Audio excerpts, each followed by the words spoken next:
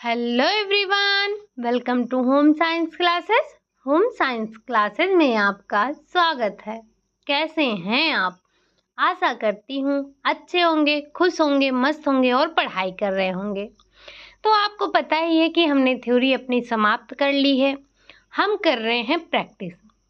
कल जो प्रैक्टिस हमने किया था वो किया था एक्सटेंशन एजुकेशन का, यानी कि जो कल और परसों 2 दिन हमारी प्रैक्टिस हुई थी उसमें हमने सिर्फ और सिर्फ एक्सटेंशन एजुकेशन यानी कि प्रसार शिक्षा के ही क्वेश्चन लिए थे।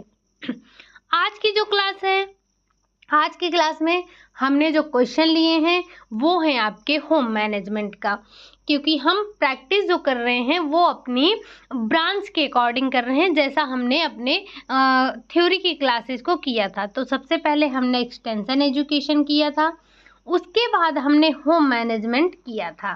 तो एक्सटेंशन एजुकेशन की प्रैक्टिस हमने कर ली है। आज हम जो उठाए हैं, जो क्वेश्चन लिए हैं वो लिए हैं आपके होम मैनेजमेंट से। तो होम मैनेजमेंट के क्वेश्चन अब हम कम से कम 100-150 क्वेश्चन तो करने ही वाले हैं, तो आप लोग बने रहिएगा। आज की सीरीज में भी हमने 50 क्वेश्चन रखा है, जैसा कि आपको पता ही है कि हम 50 क्वेश्चन की सीरीज बनाकर चल रहे हैं। तो आज की भी क्लास में हमने 50 क्वेश्चन ही इंक्लूड किए हैं। आप लोग पेन और नोटबुक लेकर बैठिएगा, साथ में जो कुछ भी नया लगेगा उसे नोट डाउन कीजिएगा और लास्ट में मुझे काउंट करके ज़रूर बताइएगा कि आपने कितने क्वेश्चन सही किए हैं। चलिए बढ़ते हैं हम आज के अपने पहले क्वेश्चन की तरफ। पहला क्वेश्चन है आपका, कार्यक्रम नियोजन के चरण में प्रथम चरण है। जब आप कार्यक्रम का नियोजन करते हैं तो कार्यक्रम नियोजन में जो कार्यक्रम नियोजन के चरण होते हैं उन चरणों में प्रथम चरण क्या होता है? क्या कार्यक्रम का कार्यान्वयन करना, निगरानी और मूल्यांकन करना, समस्या की पहचान करना या फिर समुदाय की आवश्यकताओं को आंकना? आपको पता है कि जब भी आप कार्यक्रम का नियोजन करते हैं तो सबसे पहले आपको समस्या का पहचान करना चाहिए। आपको पता होनी चाहिए कि समस्या क्या है। जब तक आपको समस्या नहीं पता होगी, जब तक आपको किसी चीज़ की समस्या नहीं पता है, आप समाधान कैसे करेंगे? तो किसी भी समस्या का समाधान करने के लिए आपको समस्या की पहचान होना ज़रूरी है। तो जब आप कार्यक्रम नियोजन कर रहे हैं तो कार्यक्रम नियोजन के चरणों में प्रथम चरण आपका ये होता है कि आपको समस्या की पहचान करनी होती है। ठीक, तो ऑप्शन नंबर 3 आपका क्या हो जाएगा? राइट हो जाएगा।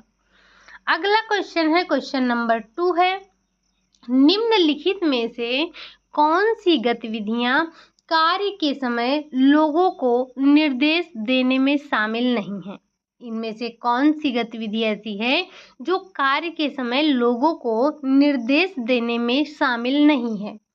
क्या वो है बजट बनाना, मार्गदर्शन करना, पर्यवेक्षण करना या फिर समीक्षा करना? तो अगर गतिविधियों के अगर जो गतिविधियां हो रही हैं, गतिविधियां इनमें से ऐसी कौन सी हैं जो कि आप लोगों को निर्देश देने में शामिल है, पहले वो समझिए। आप किसी का मार्गदर्शन कर सकते हैं, बिल्कुल कर सकते हैं, पर्यवेक्षण कर सकते हैं, समीक्षा भी कर सकते हैं, लेकिन ये जो बजट बनाना है, ये बजट बनाना कार्य के समय लोगों को निर्देशन करने में शामिल नहीं होता है। बजट क्या होता है? तो बजट वही आपके आय और व्यय का जो लेखा जोखा आप करते हैं वही क्या होता है? बजट होता है। ठीक, तो इसमें आपका बजट बनाना शामिल नहीं है, बाकी निर्देश देना, पर्यवेक्षण, समीक्षा करना ये सारे के सारे शामिल होते हैं। अगला क्वेश्चन है, क्वेश्चन नंबर 3 है, निर्णय लेना इस पर आधारित है। ये जो निर्णय लेना है ये किस पर आधारित है? क्या प्रचलित मत पर भरोसा करना, कार्यवाही के रास्ते को निकालना, विकल्पों का विवेकपूर्ण चयन करना या फिर उपरोक्त सभी? अगर हम बात करें निर्णय लेना, तो निर्णय लेना आपका किस पर आधारित है? निर्णय लेना आपका आधारित है विकल्पों का विवेकपूर्ण चयन करना। जैसे आपके पास कई विकल्प होते हैं तो उसमें से आपको एक विकल्प चुनना होता है। जैसे इसी क्वेश्चन में ले लीजिए, आपके पास तो होते हैं 4 ऑप्शन। 4 ऑप्शन में से आपको एक विकल्प को, यानी कि 4 विकल्पों में से एक विकल्प को चुनना होता है जो कि सबसे उपयुक्त होता है।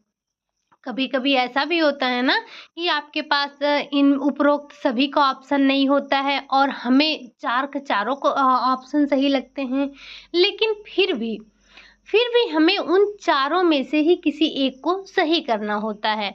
तो जो निर्णय लेना इस पर आधारित होता है कि आपने विकल्पों का विवेकपूर्ण चयन करना। तो यहाँ पर राइट आंसर क्या हो जाएगा? यहाँ पर राइट आंसर हो जाएगा विकल्पों का विवेकपूर्ण चयन। ठीक, बढ़ते हैं हम अपने अगले क्वेश्चन की तरफ। अगला क्वेश्चन है आपका, गृह रूपरेखा का निम्नलिखित कौन सा प्रकार द्विआयामी नहीं है?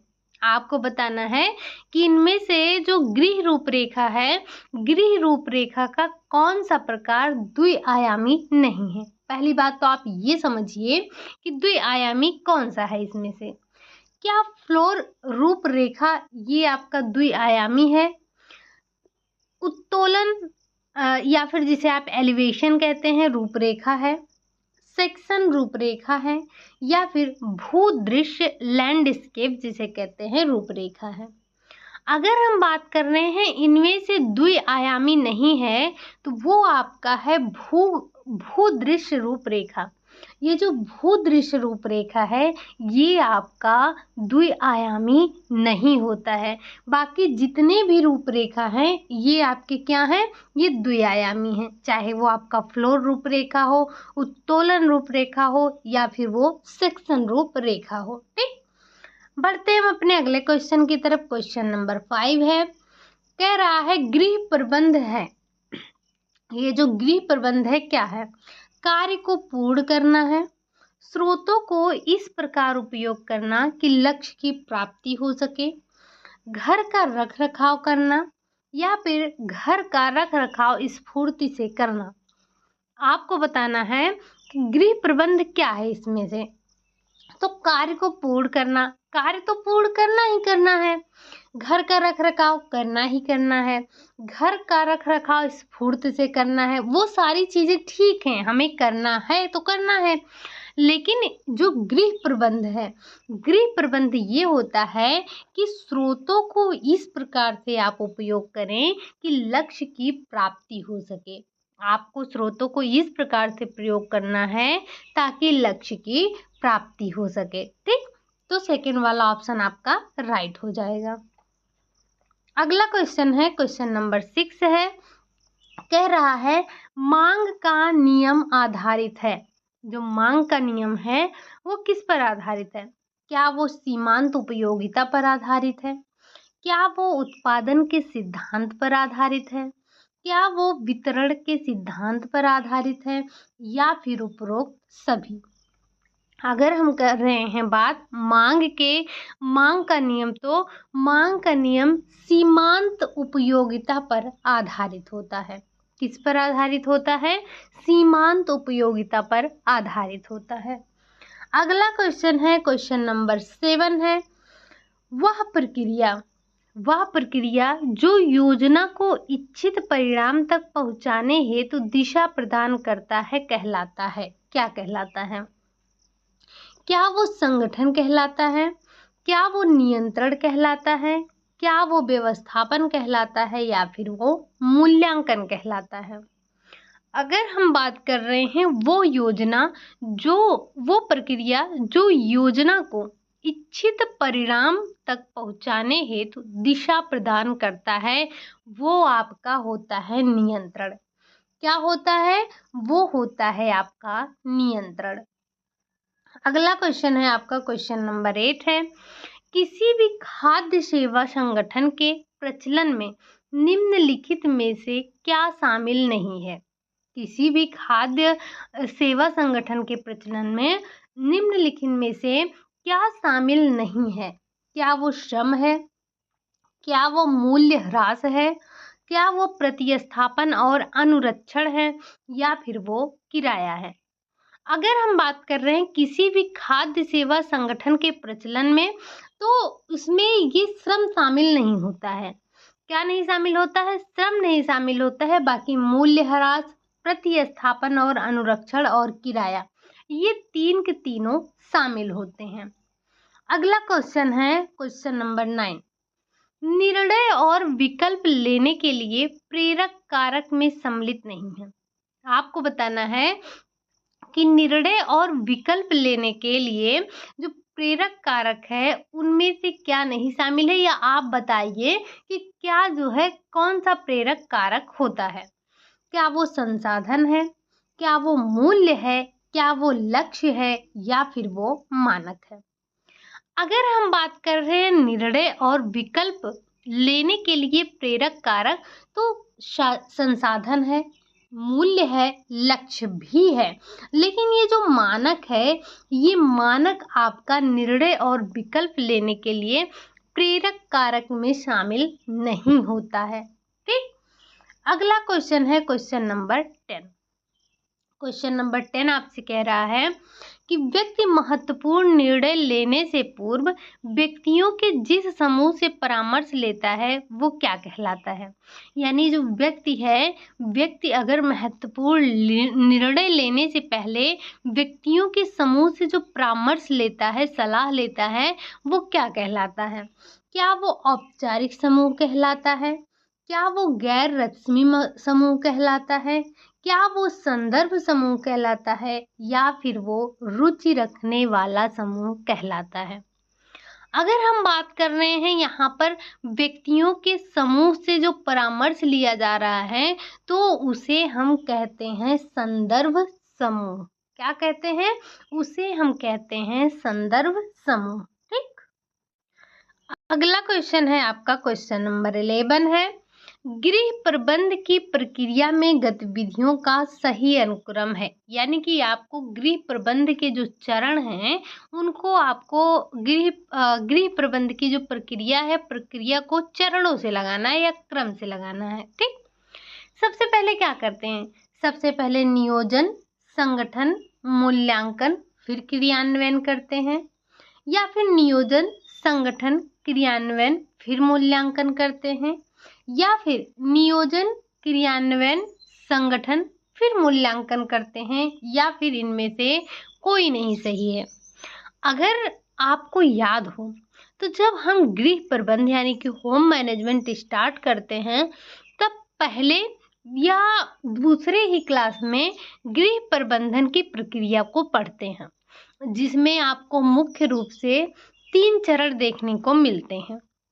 कौन? एक तो होता है नियोजन, क्रियान्वयन और मूल्यांकन। ये 3 मुख्य होते हैं। तो आपको बताना है कि सही क्रम क्या है। इसी में आपका संगठन भी आता है। क्या हम पहले नियोजन करते हैं यानी कि प्लानिंग करते हैं, योजना बनाते हैं, फिर संगठन करते हैं, फिर मूल्यांकन करते हैं और लास्ट में हम क्रियान्वयन करते हैं, या फिर हम नियोजन? ये आपका गलत हो गया। आपको पता है कि हम सबसे पहले जो है नियोजन करते हैं और लास्ट में मूल्यांकन करते हैं, तो ये पहला ऑप्शन तो आपका वैसे भी कट गया। बचा आपका सेकंड वाला, पहले हम नियोजन करते हैं, फिर हम संगठन यानी कि ऑर्गेनाइजेशन करते हैं, ऑर्गेनाइजिंग करते हैं, फिर हम क्रियान्वयन करते हैं और लास्ट में हम मूल्यांकन करते हैं। तो ये आपका बिल्कुल सही क्रम है। हम पहले क्या करते हैं? हम सबसे पहले नियोजन करते हैं, नियोजन करने के बाद हम संगठन करते हैं, संगठन करने के बाद हम क्रियान्वयन करते हैं और क्रियान्वयन करने के बाद लास्ट में हम मूल्यांकन करते हैं। ठीक। तो ये आपका सही क्रम हो जाता है। बढ़ते हैं अगले क्वेश्चन की तरफ। क्वेश्चन नंबर 12 है, प्रभावशाली प्रबंधन किसकी प्रामाणिकता को मानता है। ये जो प्रभावशाली प्रबंधन है वो किसकी प्रामाणिकता को मानता है? संसाधनों के, निर्णयन के, प्रबंधन प्रक्रिया के, या फिर मूल्यों तथा मानकों के। तो आपको पता है कि जो ये प्रभावशाली प्रबंधन है ये निर्णयन की प्रामाणिकता को मानता है। किसको? निर्णयन की। ठीक। अगला क्वेश्चन है, क्वेश्चन नंबर 13 है, प्रबंधन प्रक्रिया का वह सोपान जिसमें विशिष्ट प्रयोजन निर्णय श्रृंखला अनुक्रम अथवा प्रतिरूप का अनुकरण करती है, क्या है? फिर से क्वेश्चन एक बार देखेंगे। प्रबंधन प्रक्रिया का वह सोपान जिसमें विशिष्ट प्रयोजन निर्णय श्रृंखला अनुक्रम अथवा प्रतिरूप का अनुकरण करती है, क्या है? क्या वो नियोजन है? क्या वो आयोजन करना है? क्या वो समन्वय है या फिर वो मूल्यांकन है? तो यहाँ पर क्या हो जाएगा? यहाँ पर आपका आ जाएगा नियोजन। ठीक, अगर आपको कभी भी नियोजन और आयोजन दोनों चीज दिखे तो आप सबसे पहले ऑप्शन पर जाएंगे नियोजन के। ठीक, अगला क्वेश्चन है, ये जो आज की क्लास हमने ली है इसमें आपके लिए कुछ और भी इम्पोर्टेंट है, मैंने यहाँ पर ऐड ऑन नहीं किया है। हो अगर आप चाहें तो हम अगली क्लास में, अभी हमारी 1 से 2 क्लास हो सकता है और हो इसकी, तो उसमें हम जो कुछ परिभाषाएं इम्पॉर्टेंट हैं जो कि हम अपने थ्योरी की क्लास में सबसे पहले ही डिस्कस किए थे, वो आपके लिए काफ़ी इम्पॉर्टेंट है और एक बार नहीं कई बार पूछा गया है। तो वो हमने जब पहले भी प्रैक्टिस किया था तो उसमें भी डिस्कस किया था, और जो हमने अभी हाल फिलहाल में एक प्रैक्टिस किया था, जो हमने अपने पांचों ब्रांच को एक एक करके किया था, तब भी हमने डिस्कस किया था। लेकिन अगर आप चाहें तो एक बार मुझे कमेंट करके बताइएगा, मैं उन परिभाषाओं को एक बार ज़रूर आपको करवाऊंगी क्योंकि वो आपके लिए काफ़ी इम्पॉर्टेंट हैं। हालांकि वो आपको याद होंगे क्योंकि हमने उसको कई बार डिस्कस किया है, अपनी थ्योरी की क्लास में ही आपको कई बार बताया है कि ये आपके लिए इम्पॉर्टेंट है, इसे याद कर लीजिएगा। और ये हमने वैसे प्रैक्टिस के माध्यम से भी किया है और आज हमने थ्योरी की क्लास में भी किया है, तो इसीलिए हमने यहाँ पर इंक्लूड नहीं किया है उन परिभाषाओं को, लेकिन वो आपके लिए बहुत इम्पॉर्टेंट है, आप उन्हें एक बार पढ़िएगा ज़रूर। ठीक, बढ़ते हैं हम अपने अगले क्वेश्चन पर। क्वेश्चन नंबर 14 है, निर्णय लेने की प्रक्रिया में अंतिम चरण है। अभी आपने देखा निर्णय लेने की प्रक्रिया, तो जो निर्णय लेने की प्रक्रिया है उसमें अंतिम चरण क्या है? क्या विकल्प का मूल्यांकन करना है? क्या फैसले का मूल्यांकन करना है? समस्या की पहचान करना है या फिर निर्णय है? तो जैसा कि आपको पता है कि निर्णय लेने की जो प्रक्रिया होती है उसमें सबसे पहले आपको समस्या की पहचान करनी होती है कि समस्या क्या है। आप सोचते हैं, विचारते हैं, जो विकल्प होता है उस विकल्प को देखते हैं, विकल्प का चयन करते हैं, विकल्प का मूल्यांकन करते हैं और जो आपने विकल्प चुना है उसका, उस फैसले का आप मूल्यांकन करते हैं, लास्ट में आप लेते हैं निर्णय। तो ये जो निर्णय लेने की प्रक्रिया का अंतिम चरण है वो है निर्णय, और प्रथम चरण की बात की जाए तो वो है समस्या की पहचान करना। ठीक, अगला क्वेश्चन है, क्वेश्चन नंबर 15 है, आपको बताना है कि इनमें से कौन सा ऐसा है जो सुमेलित नहीं है। पहला है आपका अनुभव का कोण, या जिसे आप अनुभव का शंकु कहते हैं, किसने दिया है? एडगर डेल ने दिया है। ग्रामीण सहभागिता का मूल्यांकन रॉबर्ट चैम्बर ने किया है। जरूरतों का पदानुक्रम ये पियाजे ने दिया है। लोकतांत्रिक विकेंद्रीकरण ये बलवंत राज ने दिया है। तो आपको पता है कि ये जो आपको सुमेलित करने वाला है, हालांकि आप यहाँ पर 4 क्वेश्चन देख रहे हैं, इस बात को भी ध्यान रखिएगा कि आपके यहाँ से 4 क्वेश्चन सॉल्व हो रहे हैं। पहला है कि अनुभव का शंकु जो दिया गया वो दिया गया एडगर डेल के द्वारा, हाँ ये ठीक है। ग्रामीण सहभागिता का मूल्यांकन ये रॉबर्ट चैम्बर ने, बिल्कुल ठीक है। लोकतांत्रिक विकेंद्रीकरण ये बलवंत राज का है, ये भी सही है। लेकिन ये जो पदानुक्रम, जरूरतों का पदानुक्रम है, ये पियाजे नहीं दिया था। आपको पता है कि पियाजे का जो सिद्धांत था वो था संज्ञानात्मक सिद्धांत या संज्ञानात्मक विकास। लेकिन ये जो जरूरतों का या फिर जिसे हम कहें आवश्यकता का पदानुक्रम, तो ये दिया था किसने? मैस्लो ने दिया था। पियाजे ने क्या दिया था? पियाजे ने संज्ञानात्मक विकास दिया था, और जो मैस्लो थे इन्होंने जरूरतों का पदानुक्रम या फिर आवश्यकता का पदानुक्रम दिया था। अगर यहाँ पर मैं ऐड और करना चाहूँ तो आप ध्यान रखिएगा कि जो आपके पियाजे थे संज्ञानात्मक, फ्रायड जो थे मनोलैंगिक विकास के जनक थे, और साथ ही साथ लेवागोत्स्की क्या थे, सामाजिक सिद्धांत के थे, कोहलबर्ग नैतिक विकास के थे। तो ये भाषा विकास के चॉम्स्की थे। तो ये कुछ प्रमुख हैं जिनको हमने नोट डाउन नहीं किया है, हमने कई बार चर्चा किया है। ठीक, तो इसे भी आप थोड़ा ध्यान रखिएगा। हमने यहाँ पर क्वेश्चन की संख्या बहुत ज़्यादा ना बढ़ाने की वजह से हमने उन सभी को नहीं इंक्लूड किया है, क्योंकि आप ये लोग हमने इन्हें डिस्कस भी किया है अपनी भी क्लास में, तो आप लोग इनको ध्यान रखिएगा। अगला क्वेश्चन है, क्वेश्चन नंबर 16 है, प्रोग्राम योजना प्रक्रिया में सभी सम्मिलित हैं सिवाय एक के। आपको बताना है कि इनमें से कौन सा प्रोग्राम प्रक्रिया में सम्मिलित नहीं है। क्या पुनर्विचार नहीं है, कार्य योजना का विकास नहीं है, तथ्यों का संग्रह नहीं है, या फिर संचार नहीं है। अगर हम बात कर रहे हैं प्रोग्राम योजना की प्रक्रिया में, तो प्रोग्राम योजना की जो प्रक्रिया है उसमें आपका पुनर्विचार शामिल है, कार्य योजना का विकास शामिल है, संचार भी शामिल है, लेकिन तथ्यों का संग्रह रूप नहीं शामिल है। ठीक, अगला क्वेश्चन है, क्वेश्चन नंबर 17 है। आपको बताना है, यहाँ पर आपका कथन कारण का है। कथन है आपका कि व्यक्तिगत निर्णय संयुक्त निर्णय से हमेशा अच्छा होता है। कहा जा रहा है कि ये जो व्यक्तिगत निर्णय होता है ये संयुक्त निर्णय से हमेशा अच्छा होता है। ठीक, अगला है, व्यक्तिगत निर्णय लेने में कम समय एवं कम श्रम लगता है, परिश्रम लगता है। तो आपको पता है कि ये सच है कि जो व्यक्तिगत निर्णय है उसको लेने में कम समय और कम परिश्रम लगता है। अरे भाई, अब जब 10 लोगों को निर्णय लेना है और अकेले आपको निर्णय लेना है तो उसमें डिफरेंस तो होगा ही। और ये भी सच है कि जो एक व्यक्ति निर्णय लेता है, अपना निर्णय, वो स्वयं का निर्णय, उससे वो स्वयं प्रभावित होता है। ठीक, लेकिन ये बात जरूरी नहीं है कि जो व्यक्तिगत निर्णय है वो संयुक्त निर्णय से हमेशा अच्छा हो सकता है अच्छा, लेकिन हमेशा अच्छा हो ऐसा जरूरी नहीं है। तो यहाँ पर जो आपका ए वाला है वो गलत हो जाएगा, आर वाला आपका सही हो जाएगा। ठीक, तो जो आपका कथन है वो गलत है, जो आपका ये आर वाला है, आर वाला आपका सही हो जाएगा, दूसरा वाला आपका सही हो जाएगा। अगला क्वेश्चन है, क्वेश्चन नंबर 18 है, गृह प्रबंधन की परिभाषा है। आपको बताना है कि गृह प्रबंधन की परिभाषा क्या है।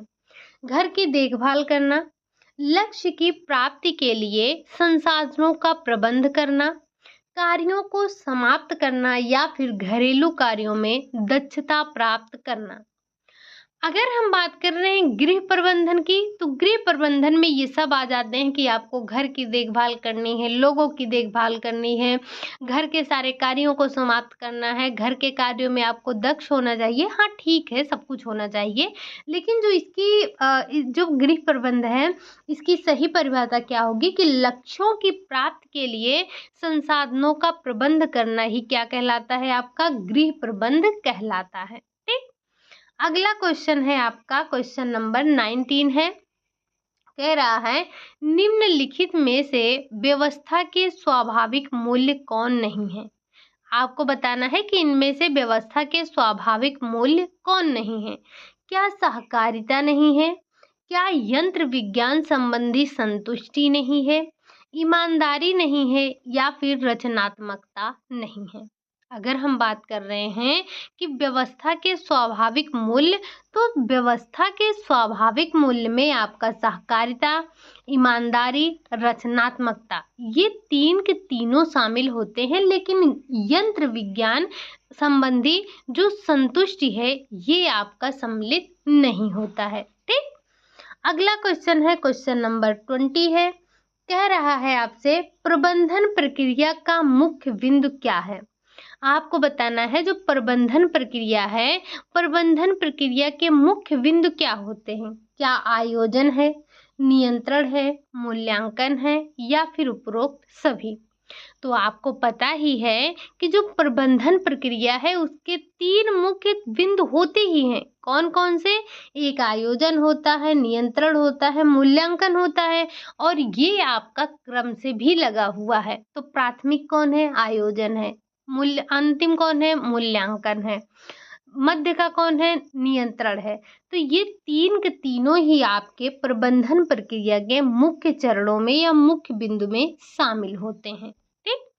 अगला क्वेश्चन है, इस क्वेश्चन को आप अगर कोई अंशाल उठाकर देखेंगे तो आपको देखने को मिलेगा इसी मुख्य बिंदु से, ये जो आपके 3 मुख्य बिंदु दिए गए हैं, यहाँ से कम 5 से 6 बार नहीं तो और ही क्वेश्चन पूछे गए हैं। किसी में क्रम से लगाने को, किसी में पहला चरण, किसी में अंतिम चरण और ये पहला अंतिम तो पता नहीं कितनी बार पूछा गया है।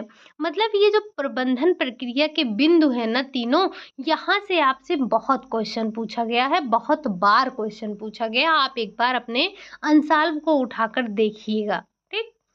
अगला क्वेश्चन है, क्वेश्चन नंबर 21 है, प्रबंधन के उत्प्रेरक तत्व हैं या उत्प्रेरक कारक हैं। आपने प्रबंधन के उत्प्रेरक तत्वों के बारे में पढ़ा था। आपको बताना है इनमें से कौन सा है। क्या वो मूल्य है, स्तर है, लक्ष्य है या फिर उपरोक्त सभी हैं। तो आपको पता ही है कि जो प्रबंधन के उत्प्रेरक तत्व हैं, उत्प्रेरक तत्वों में ये 3 के तीनों ही शामिल हैं। आपके मूल्य, लक्ष्य और स्तर, ये तीनों ही आपके शामिल होते हैं। ठीक? ये एक त्रिकोण संरचना पर होते हैं।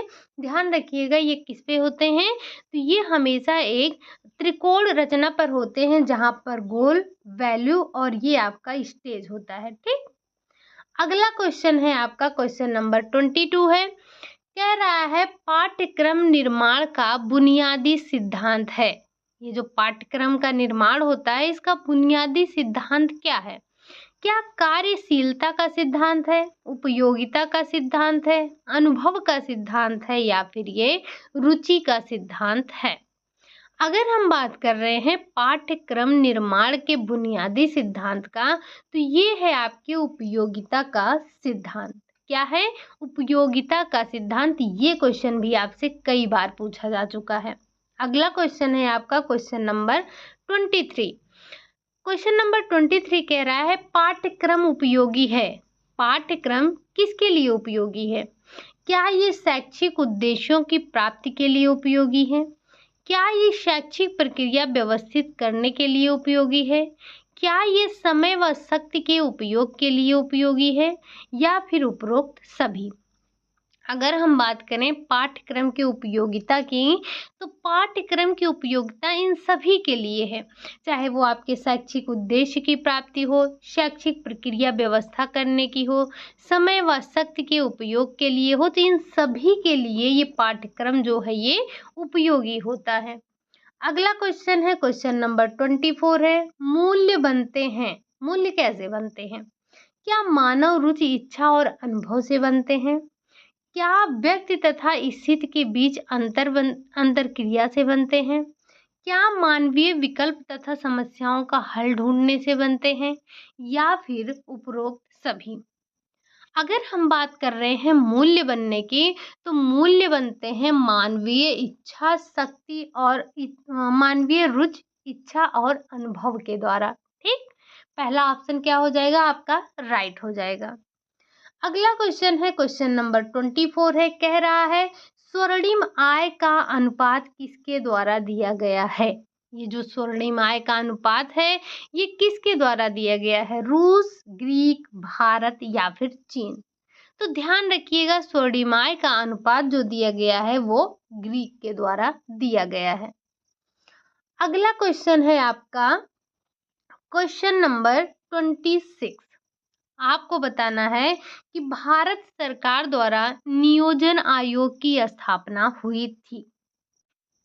कब हुई थी? क्या 1940, 1950, 1960 या फिर 1961? अगर हम बात कर रहे हैं नियोजन आयोग की, तो नियोजन आयोग की स्थापना 1950 में हुई थी। अभी इसी नियोजन आयोग का नाम बदलकर नीति आयोग रखा गया है। कब? ये रखा गया था 2015 में। 1 जनवरी 2015 को नियोजन आयोग का नाम बदलकर नीति आयोग रखा गया, जिसके अध्यक्ष प्रधानमंत्री होते हैं। जो वर्तमान के प्रधानमंत्री होते हैं वही इसके अध्यक्ष होते हैं। ठीक, अगला क्वेश्चन है क्वेश्चन नंबर 27। किसने निर्णय प्रक्रिया के निम्न सोपान सुझाए? कौन से सोपान है? समस्या क्या है, विकल्प क्या है, कौन सा विकल्प उत्तम है। यानी कि ये जो सोपान है निर्णय के, ये किसके द्वारा दिए गए थे? ओपेनहीम के द्वारा, कोटजिन के द्वारा, या फिर जॉन ड्यूबी के द्वारा, या इनमें से कोई नहीं। अगर हम बात कर रहे हैं समस्या क्या है, विकल्प क्या है, कौन सा विकल्प आपका सबसे उत्तम है, ये जो निर्णय प्रक्रिया के सोपान दिए थे वो दिए थे आपके, किसने दिए थे? तो वो दिए थे आपके जॉन ड्यूबी ने दिए थे। ठीक, किसने दिए थे? जॉन ड्यूबी ने दिए थे। अगला क्वेश्चन है क्वेश्चन नंबर आपका 28 है। निर्णय प्रक्रिया का सिद्धांत कौन सा नहीं है? इनमें से निर्णय प्रक्रिया का सिद्धांत कौन सा नहीं है? क्या समस्या की पहचान करना, समस्या के वैकल्पिक समाधान की खोज करना, समझौता करना, या फिर विकल्प पर विचार करना। तो आपको पता है कि जो हमारे निर्णय की प्रक्रिया है या निर्णय का जो सिद्धांत है, उसमें आपका समस्या की पहचान करना आता है, विकल्प क्या है, विकल्प का समाधान खोजना, विकल्पों पर विचार करना, ये सारी की सारी शामिल है। लेकिन समझौता करना हमने कहीं नहीं देखा है। तो समझौता करना आपके जो निर्णय प्रक्रिया है उसका सिद्धांत नहीं है। ये समझौता वाली बात आपने कहाँ देखी थी? आपने जब फोलेट को पढ़ा था तो फोलेट में आपने देखा था, ये जो समझौता वाली बात थी वो कही थी फोलेट ने। क्योंकि इन्होंने ही बताया था, जब मान लीजिए अगर कोई 2 व्यक्ति झगड़ा करते हैं तो उस झगड़े को शांत करने का एक समाधान होता है, वो है समझौता। समझौते के द्वारा व्यक्तियों को अपने झगड़ों को खत्म कर लेना चाहिए। साथ ही साथ इन्होंने 4 और बताए थे, अगर आपको याद हो तो एक बार कमेंट बॉक्स में ज़रूर छापिएगा। अगला क्वेश्चन है क्वेश्चन नंबर 29। मूल्य परिवर्तन का प्रभाव पड़ता है। ये जो मूल्य परिवर्तन है इसका प्रभाव किस पर पड़ता है? कुल ब्याज पर, शेष ब्याज पर, वास्तविक ब्याज पर, या फिर ब्याज की मौद्रिक दर पर। अगर हम बात कर रहे हैं मूल्य परिवर्तन का प्रभाव, तो वो आपके पड़ता है वास्तविक ब्याज पर पड़ता है। ठीक, अगला क्वेश्चन है क्वेश्चन नंबर 30 है।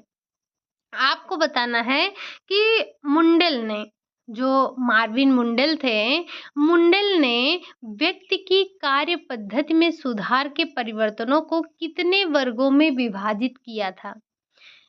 क्या वो 3 भाग थे, 5 भाग थे, या फिर परिवर्तनों में कोई सुधार किया, कई सुधार किए, या इनमें से कोई नहीं?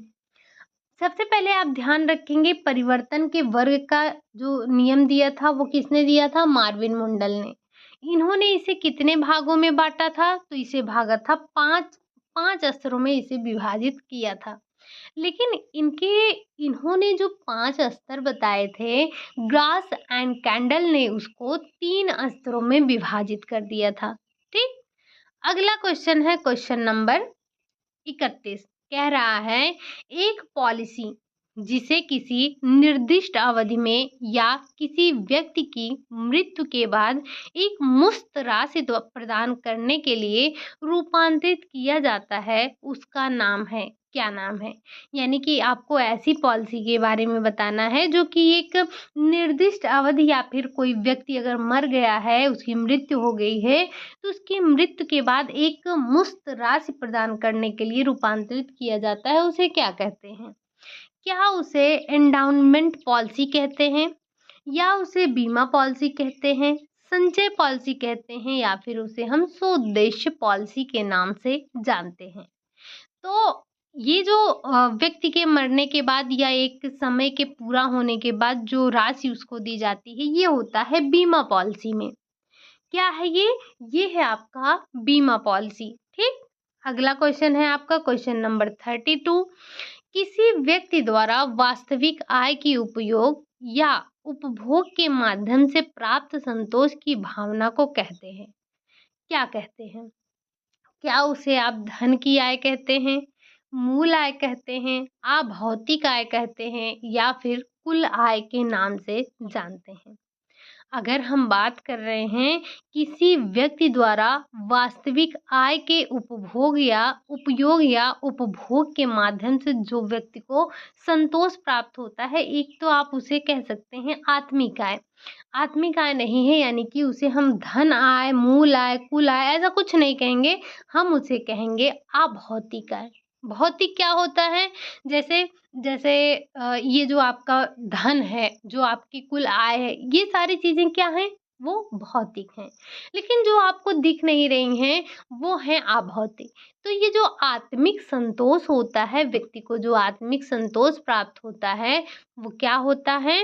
तो वो होता है आपका अभौतिक। अगर यहीं पर आपका भी आत्मिक संतोष दिया होता, तो वो भी आपका सही हो जाता। लेकिन आत्मिक ना देकर यहाँ पर अभौतिक दिया है, तो ये आपका राइट आंसर हो जाएगा। अगला क्वेश्चन है, क्वेश्चन नंबर 33 कह रहा है राष्ट्रीय बचत पत्र प्रमाण पत्र एक आदमी में बचत की आदत को बढ़ावा देने के लिए सरकार द्वारा शुरू की गई एक योजना है। ये जो राष्ट्रीय बचत प्रमाण पत्र है, ये एक व्यक्ति में बचत की आदत को बढ़ाने के लिए सरकार के द्वारा शुरू की गई एक योजना है। इस योजना के अंतर्गत सरकार द्वारा जमा राशि किसके माध्यम से स्वीकार की जाती है? क्या वो भारतीय स्टेट बैंक है? क्या वो भारतीय रिजर्व बैंक है? क्या वो डाकघर है या फिर कोई भी सरकारी या फिर गैर सरकारी वित्तीय संगठन है? तो ये जो राष्ट्रीय बचत प्रमाण पत्र देने का कार्य करती है, ये कौन करता है? ये करता है आपका डाकघर, ठीक? कोई बैंक वगैरह नहीं करते हैं। अगला क्वेश्चन है, क्वेश्चन नंबर 34 है। आपको बताना है निम्नलिखित में से कौन सी वित्तीय या जिसे हम धन संबंधी कहते हैं संस्था नहीं है? इसमें से कौन सी धन संबंधी संस्था नहीं है? बैंक नहीं है, एलआईसी जीवन बीमा निगम नहीं है, उधार देने वाला नहीं है या फिर सहकारी समिति नहीं है। तो अगर हम यहाँ पर बात कर रहे हैं कि वित्तीय संस्था नहीं है, तो भाई साहब ये जो बैंक है ये भी है, एलआईसी जीवन बीमा ये भी है, सहकारी समितियां जो हैं ये भी हैं, लेकिन ये उधार देने वाला नहीं होता है, ठीक। अगला क्वेश्चन है, क्वेश्चन नंबर 35। आपको बताना है डॉट डॉट आगे दिया गया है एक मूल्यवान साधन है, इसमें से इन तीनों में से क्या ऐसा है जो मूल्यवान साधन है जिसका उपयोग आय व्यय के आवंटन के लिए किया जाता है? क्या वो श्रम है, बजट है, जनगणना है या फिर संसाधन है?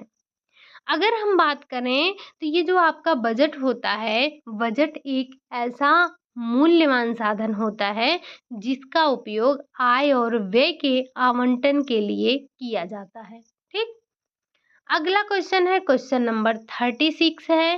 कह रहा है मानसिक आय का संबंध मुख्य रूप से होता है, ये जो आपका मेंटल इनकम होता है, इसका संबंध किससे होता है? मुद्रा से होता है, संतोष से होता है, काले धन से होता है या फिर सभी से होता है? तो हमें पता है जो मानसिक आय है हमारी, मानसिक आय का संबंध हमारे संतोष से होता है, ठीक। अगला क्वेश्चन है, क्वेश्चन नंबर 37 है। निम्न में से कौन सा बजट का प्रकार नहीं है? आपको बताना है कि इनमें से कौन सा बजट का प्रकार नहीं है। वास्तविक बजट नहीं है, आदर्श बजट नहीं है, संतुलित बजट नहीं है, असंतुलित बजट नहीं है या फिर औसत बजट नहीं है। तो आपको पता है एक वास्तविक बजट क्या होता है? तो वास्तविक बजट जिसमें आप अपने वास्तविक खर्चों को लिखते हैं। आदर्श बजट आपको पता है जो बचत का बजट है उसे ही हम आदर्श बजट के नाम से जानते हैं। और ये जो आपका असंतुलित बजट होता है, ऐसा बजट आपने नहीं पढ़ा है, आपने घाटे का बजट पढ़ा है, आपने संतुलित बजट पढ़ा है, आपने बचत का बजट पढ़ा है, लेकिन आपने असंतुलित बजट नहीं पढ़ा है। तो ये जो संतुलित होता है यानी कि जितना आय उतना व्यय है। घाटे का जितना आय है उससे ज़्यादा आपका खर्च है।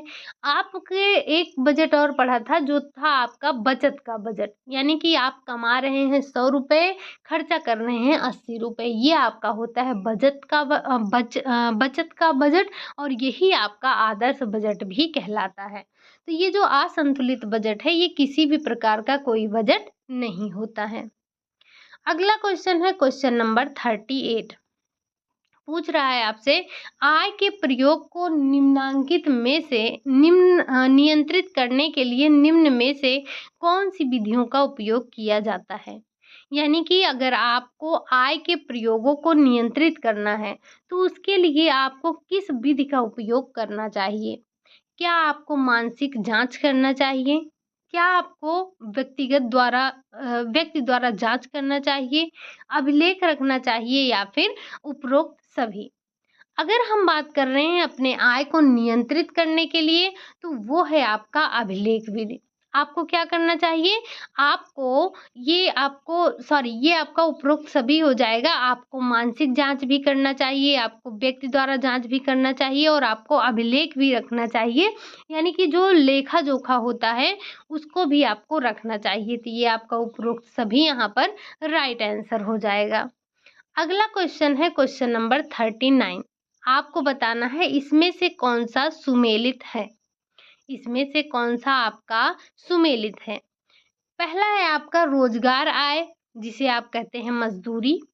निवेश आय, इसे आप कहते हैं स्टॉकों का क्रय।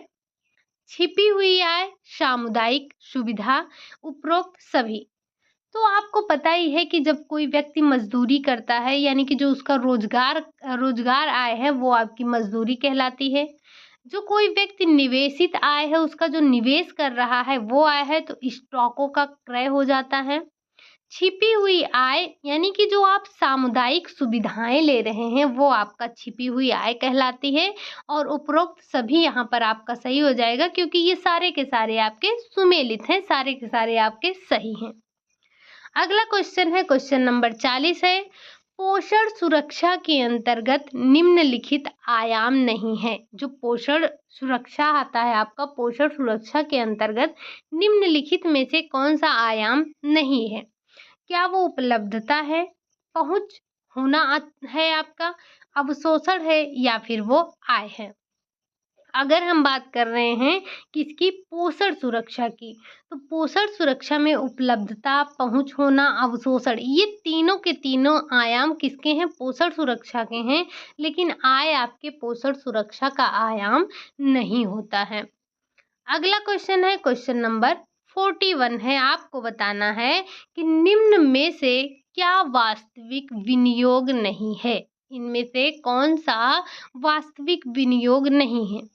नई वस्तु लेना, निर्माण कार्य करवाना, कंपनी का शेयर कैपिटल, या फिर बिक्री के लिए माल।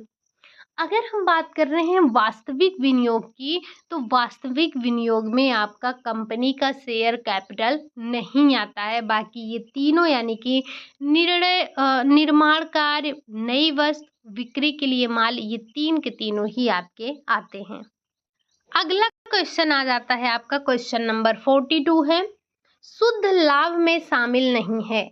ये जो शुद्ध लाभ है आपका, उसमें क्या नहीं शामिल है।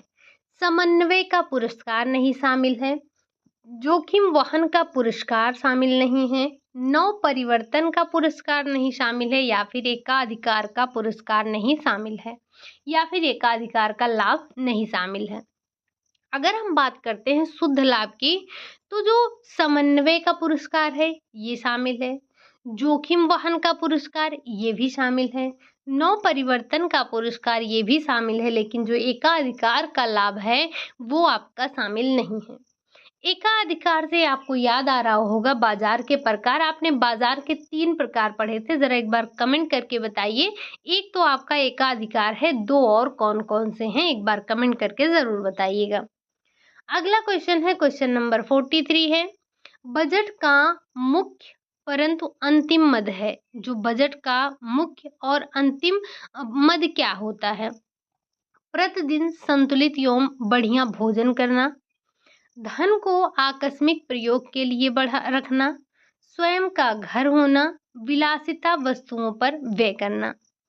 ये सारे के सारे आपके बजट के मद तो होते हैं कि व्यक्ति जो है वो बजट अपना बनाता है, पैसे बचाता है ताकि वो प्रतिदिन संतुलित भोजन कर सके, आकस्मिक घटनाओं में उसका प्रयोग कर सके।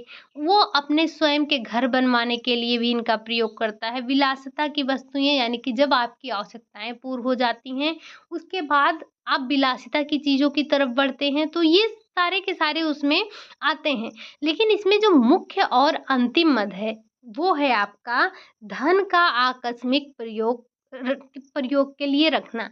यानी कि जो आप बजट बनाते हैं, जो आपका उसमें बचत होता है, वो आप क्यों रखते हैं? ताकि आप आकस्मिक समय पर कोई भी आकस्मिक घटना हुई, उसमें आप अपने धन का प्रयोग कर सकें, इसीलिए आप बजट बनाते हैं।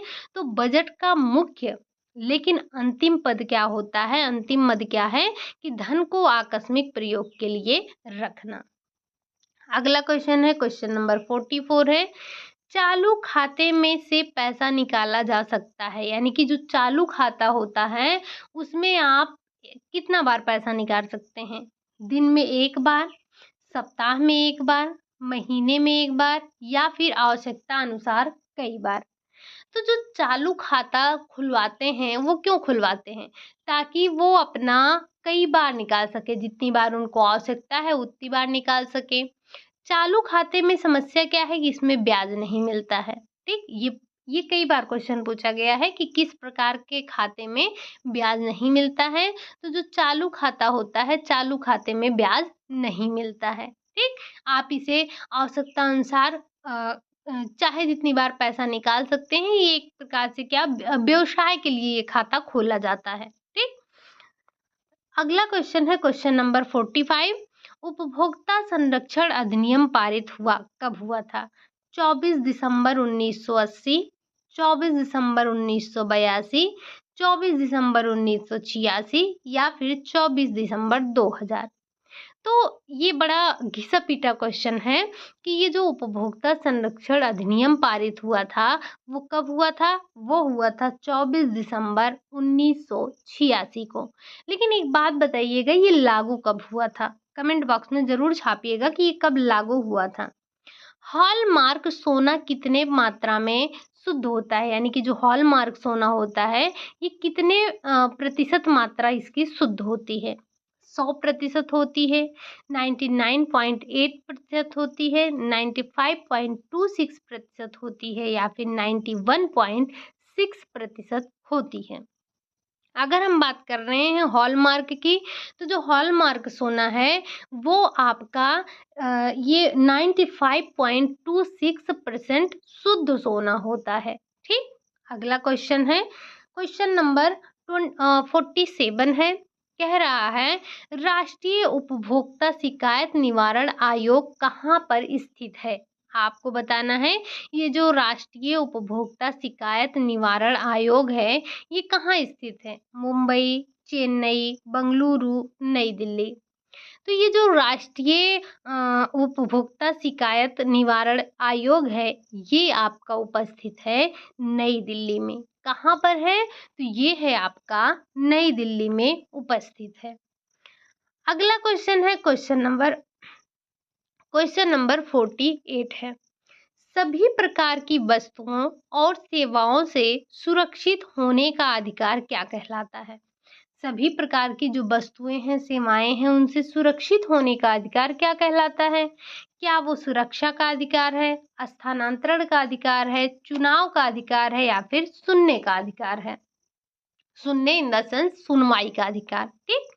तो ये जो सभी प्रकार की वस्तुओं और सेवाओं से सुरक्षित होने का जो अधिकार है, वो आपका सुरक्षा अधिकार कहलाता है। आपको पता है जो उपभोक्ता हैं, उपभोक्ता को 4 प्रकार के अधिकार शुरू-शुरू में दिए गए थे, जिसे हम प्राथमिक अधिकार के नाम से जानते हैं और 4 आपके गौड़ थे, 4 प्राथमिक थे। ज़रा एक बार उन प्राथमिक का नाम बताइएगा कि वो कौन-कौन से अधिकार थे, जो कि एक उपभोक्ता को पहले प्राप्त थे, जिसे हम प्राथमिक अधिकार के नाम से जानते हैं। अगला क्वेश्चन है, क्वेश्चन नंबर 49 है। वानस्पतिक पैकेट बंद खाद्य पदार्थ पर चिन्ह होता है। जो वानस्पतिक पैकेट है, बंद खाद्य पदार्थ है, उस पर आपका किसका चिन्ह होता है? क्या वो ISI का होता है, फाओ का होता है, रेड डॉट का होता है या फिर ग्रीन डॉट का होता है? तो आप देखिएगा, आपको वैसे पता होगा, देखा भी होगा आपने, जब भी आप कोई बंद पैकेट लेते हैं, डिब्बा लेते हैं, तो उसमें क्या होता है, कहीं न कहीं एक कॉर्नर पर एक ऐसे गोला मिलेगा आपको, या तो वो रेड होगा, या तो वो आपका ब्राउन होगा, या फिर वो ग्रीन होगा। तो आपको बताना है जो वनस्पति यहाँ पर दिया गया है, वनस्पति पैकेट बंद खाद्य पदार्थ है, उसपे कौन-सा चिन्ह होता है? तो उस पर आपका दिया होता है, ग्रीन डॉट दिया होता है। ग्रीन डॉट मतलब कि ये वानस्पतिक भोज्य पदार्थ है, अगर रेड डॉट दिया है इसका मतलब ये मांसाहारी है, और अगर वो आपका ब्राउन है तो इसका मतलब इसमें लिक्विड है, ठीक? बाकी फाओ एसआई से आप परिचित ही हैं, ISI से। अगला क्वेश्चन है और आज का आपका लास्ट क्वेश्चन है, उपभोक्ता हित की दृष्टि से सरकार के उत्तरदायित्व हैं। उपभोक्ता हित की दृष्टि से सरकार के क्या उत्तरदायित्व हैं? क्या मूल्य निर्धारण तथा सस्ती कीमत की दुकान, आवश्यक वस्तुओं के निर्यात पर प्रबंधन, जो जमाखोरी को निरुत्साहित करना, या फिर उपरोक्त सभी? आपको पता है कि ये सारे के सारे सरकार के उत्तरदायित्व होते हैं कि जो उपभोक्ता है उसके हित के लिए वो मूल्य निर्धारण और सस्ती कीमत की दुकानें लगवाएं, यानी कि जो दुकानें हैं उनका मूल्य निर्धारण करें, कीमतें उनकी सस्ती करें, आवश्यक वस्तुओं के निर्यात का प्रबंधन करें, जमाखोरी को निरुत्साहित करे। ये सारे के सारे कार्य किसके होते हैं? तो वो सरकार का, ये सारे के सारे उत्तरदायित्व सरकार के होते हैं, ठीक? ये थे आज के हमारे 50 क्वेश्चन। आज की सीरीज में हमने 50 क्वेश्चन देखे। अभी आपके काफ़ी क्वेश्चन बचे हैं होम मैनेजमेंट के, जो कि हम अगली क्लास में भी डिस्कस करने वाले हैं।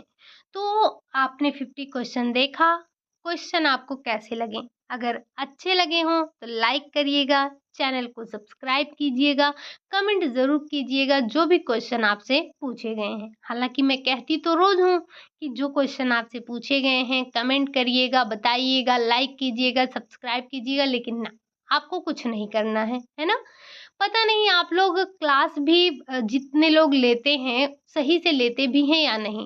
क्योंकि अगर आप सही से पूरी क्लास लेते तो आपको पता चलता कि आपने कितना सही किया, कितना गलत किया, और आप मुझे लास्ट में बताते ज़रूर कि आपने कितना सही किया है। तो अगर आपने आज सही सी क्लास ली है तो आप मुझे ये लास्ट में ज़रूर बताइए कि आपने कितने क्वेश्चन सही किए हैं।